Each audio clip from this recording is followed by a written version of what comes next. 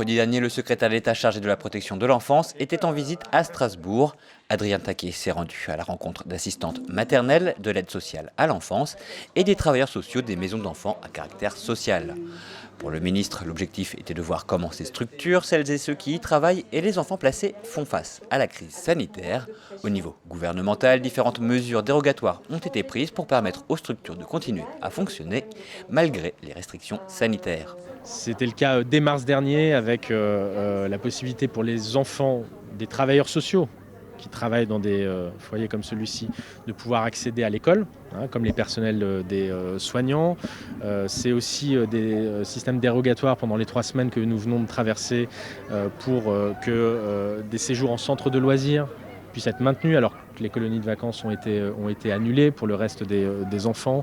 La possibilité que les droits de visite et d'hébergement, c'est-à-dire pour ces enfants qu'ils puissent aller voir leur famille, ça puisse déroger à la règle des 10 km normalement qui nous astreint tous, mais là que l'on puisse y déroger. Ou encore, tout récemment, la possibilité pour les travailleurs sociaux, les assistantes familiales que j'ai vues ce matin, qu'elles puissent bénéficier de cet accès prioritaire à la vaccination pour celles et ceux qui ont plus de 55 ans. Du côté de la collectivité européenne d'Alsace, en charge de la protection de l'enfance, cette visite était l'occasion de faire passer un message. Alors que le nombre d'enfants placés augmente depuis des années, l'institution craint que la crise sociale qui vient ne vienne renforcer cette tendance, alors que le secteur connaît déjà des difficultés de financement et de recrutement. C'est l'occasion de passer un certain nombre de messages. Le nombre d'enfants placés est toujours en augmentation dans notre pays, donc la charge financière aussi que ça génère.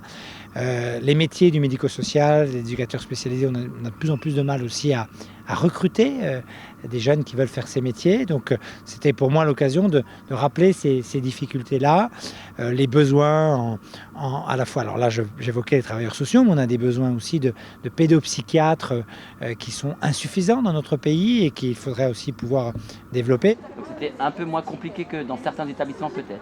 Au sein de l'institution Saint-Joseph à Strasbourg, les élus et le ministre ont pu échanger avec les éducateurs et les enfants. Si les différents confinements n'ont pas été, bien sûr, sans poser de problème aux enfants, sur le terrain, le personnel a observé un effet contre-intuitif des mesures de restriction sanitaire. C'était assez surprenant pour nous, on s'y attendait pas dans la première étape notamment du Covid, c'est qu'en fait les enfants étaient stabilisés puisqu'ils étaient ou dans leur famille d'accueil ou dans l'établissement, donc ils avaient moins de visites, de santé, de perturbations dans leur vie courante. Et résultat, finalement, ils se sont sentis plutôt mieux dans la première période de Covid que nous avons rencontrée l'année dernière. Sur la seconde période de Covid, là, on sent quand même cette envie de sortir, de respirer, qui est quand même aujourd'hui forte.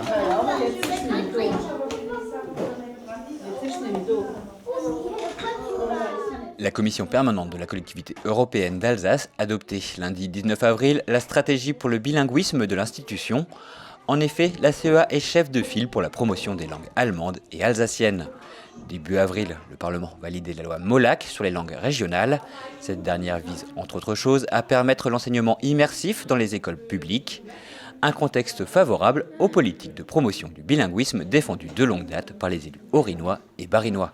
On veut se saisir de cette opportunité-là, opportunité qui a encore été renforcée par la loi Molac qui vient d'être votée au Parlement, qui donne des perspectives dans le déploiement des langues régionales. Donc on a ce paysage qui est favorable, paysage législatif qui nous est favorable.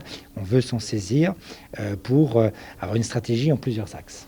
Das ist die Liga der Superhelden und das ist ihr Ziel im Spiel. Ces différents axes sont l'apprentissage des langues à tous les âges, sur le temps scolaire et en dehors, le renforcement de la visibilité de la langue régionale dans l'espace public et enfin la création d'un office public de la langue régionale d'Alsace. Cet office, c'est aussi l'idée d'avoir un guichet unique, parce qu'aujourd'hui, quand on veut faire des échanges, c'est pas toujours simple, et on ne sait pas toujours à qui s'adresser. Il y a plein de dispositifs qui existent et qui sont finalement assez méconnus. Par exemple, il y a l'Office franco-allemand de la jeunesse qui propose des choses, mais on se rend compte que dans le grand public, c'est peu connu.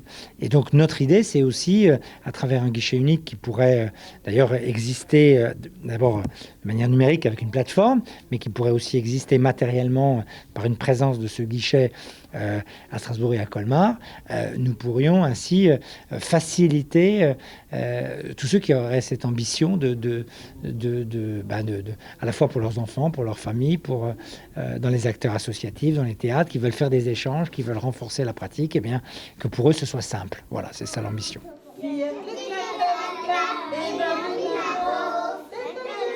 L'institution va également commander une enquête pour savoir où en est réellement la pratique de l'alsacien sur le territoire.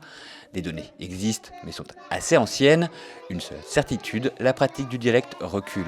Si on ne se fédère pas tous ensemble, on risque que ce phénomène se développe encore et qu'à terme, on perde tout le bénéfice de cette richesse patrimoniale qui fait la richesse de l'Alsace. Donc du coup, je pense qu'aujourd'hui, tout le monde a envie de travailler dans le même sens, mais en tenant compte des réalités qui sont différentes. L'Alsacien, je disais, c'est pas le même à Hunspar ou dans le Sungo, et donc, mais chacun mérite d'avoir sa place, et c'est ça qu'il faut qu'on réussisse à construire. Et c'est pour cette raison aussi que nous, notre démarche, elle va s'appuyer sur les territoires, sur la réalité des territoires,